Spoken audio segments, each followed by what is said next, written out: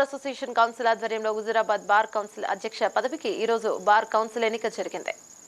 Committee సభ్యులు నక్క సత్యం, నల్ల భూమిరెడ్డి, జేమ్స్ అమరేందర్ రెడ్డి ఆధ్వర్యంలో ఎన్నికలు నిర్వహించడం జరిగింది. ఉత్కంఠ భరితంగా సాగిన ఎన్నికల్లో బండి కళాధర్పై వై అరుణ్ కుమార్ భారీ ఆధిక్యంతో విజయం సాధించారు. బార్ కౌన్సిల్ ఉపాధ్యక్ష పదవికి నూతన శ్రీనివాస్ ను ఏకగ్రీవంగా ఎన్నుకోవడం జరిగింది. బార్ అసోసియేషన్ నూతన అధ్యక్షులు అరుణ్ కుమార్ కు కమిటీ సభ్యులు విజయ పత్రాన్ని అందజేశారు.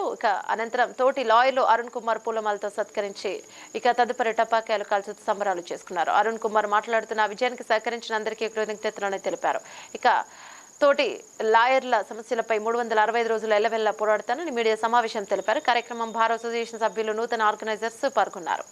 సీనియర్ న్యాయవాదులు, మహిళా సీనియర్ న్యాయవాదులు మరియు జూనియర్ న్యాయవాదులు అందరికీ పేరు పేరున కృతజ్ఞతలు తెలియజేస్తున్నాను.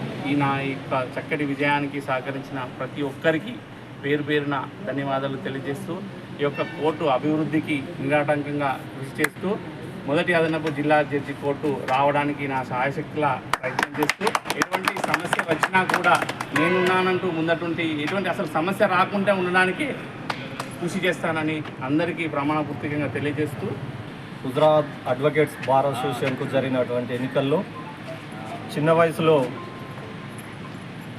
అధ్యక్షుడిగా విజయం సాధించినటువంటి అరుణ్ కుమార్కు ఈ సందర్భంగా శుభాకాంక్షలు తెలియజేస్తున్నాను.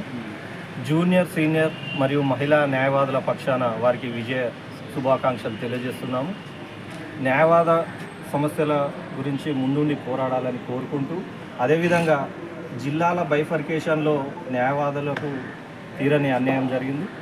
కోర్టుల పరంగా కొంత ఇబ్బంది ఏర్పడింది. వాటిని పరిష్కరించి జూనియర్ న్యాయవాదులకు, సీనియర్ న్యాయవాదులకు ఏదైతే రాజ్యాలకు సంబంధించినటువంటి ఇబ్బంది ఉన్నదో అదేవిధంగా జిల్లా కోర్టు తేవడంలో వారు ముందుండి ఈ బాడీ అందరూ కూడా సహకరించి భేషభావాలు లేకుండా ముందుకు పోయి హుజూరాబాద్ కీర్తిని మరింత ముందుకు తీసుకెళ్లాలని, ఐక్యతకు ముందుకు సాగాలని కోరుకుంటున్నాను.